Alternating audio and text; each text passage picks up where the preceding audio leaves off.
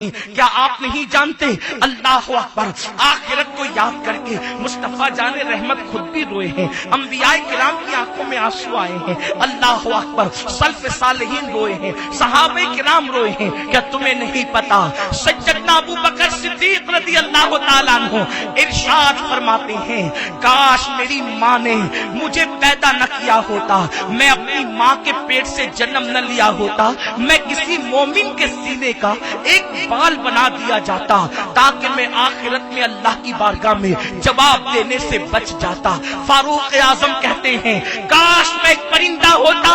لوگ میری گردن پہ چھری چلا کر مجھے ذبح کر کے کھا جاتے اور ہضم کر جاتے تاکہ اللہ کی بارگاہ میں مجھے جواب نہ دینا پڑتا۔ میرے پیارے آقا علیہ السلام کے پیارے دیوانوں، یہ کون لوگ کہہ رہے ہیں جن کا ذکر توریت میں ہے، جن کا ذکر انجیل میں ہے، جن کا ذکر قرآن میں ہے، وَكُلًّا وَعَدَ اللَّهُ الْحُسْنَى کہہ کر اللہ نے جن سے خیر کا وعدہ کیا ہے، یہ وہ لوگ کہہ رہے ہیں کاش میں پرندہ ہوتا اور مجھے ذبح کر دیا جاتا، مجھے کوئی کاٹ کر کھا لیتا تاکہ میں اللہ کی بارگاہ میں جواب دینے سے بچ جاتا۔ میری قوم کے جوانوں، میں تم سے پوچھنا چاہتا ہوں، جو امام الانبیاء کے پیچھے نمازیں پڑھیں، جو امام الانبیاء کے ساتھ جہاد پر جائیں، بلکہ جن کے گھوڑوں کی سم سے لگنے والی دھول کی قسم قرآن میں اللہ یاد کرے، وہ لوگ رو رہے ہیں آخرت کی فکر کر کے، آخرت کی یاد کر کے، رب کی بارگاہ میں کھڑے ہونے کے تصور سے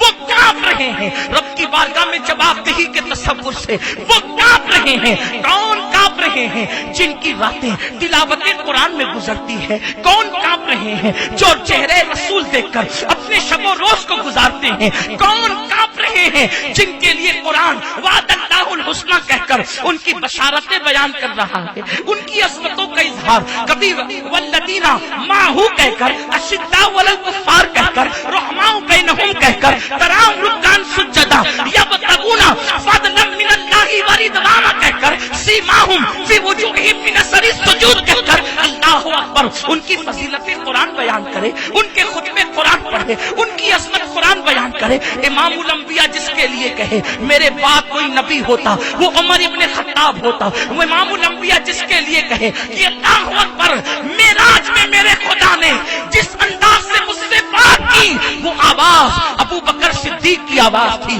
آپ اندازہ تو کریں، اذن منی یا حبیب جس انداز سے پکارا گیا وہ ابو بکر کی آواز میں پکارا گیا، جس کی آواز اللہ اکبر خدا کو اتنی بھاتی ہو کہ محبوب کو اذن منی کہے تو ابو بکر کی انداز میں کہیں، لیکن اللہ اکبر وہ لوگ آخرت کو یاد کر کے رو رہے ہیں۔ لیکن اس قوم کو کیا ہو گیا جو شراب کی اڈوں پر اپنی راتوں کو گزارتے ہیں، جو موبائل پر گیم کھیل کر اپنے دن کو ضائع کرتے ہیں، جن کا حال یہ ہے جنہوں نے عورتوں پہ بد نظری کی اور اپنی آخرت کو تباہ کیا، انہیں آخرت کی فکر تک نہیں، رب کی بارگاہ میں کھڑے ہونے کا تصور تک نہیں۔ وہ لوگ جو سود کے لقمے کھا کھا کر اپنا وزن بڑھا رہے ہیں اور اپنے جسم کو فربا کر رہے ہیں، حرام کھا کر جسم کو فربا کرنے والوں، تم کچھ اور نہیں کر رہے ہو، تم اپنے جسم کو قبر کے کیڑے کی غذا بنا رہے ہو، جہنم کی آگ کی غذا بنا رہے ہو۔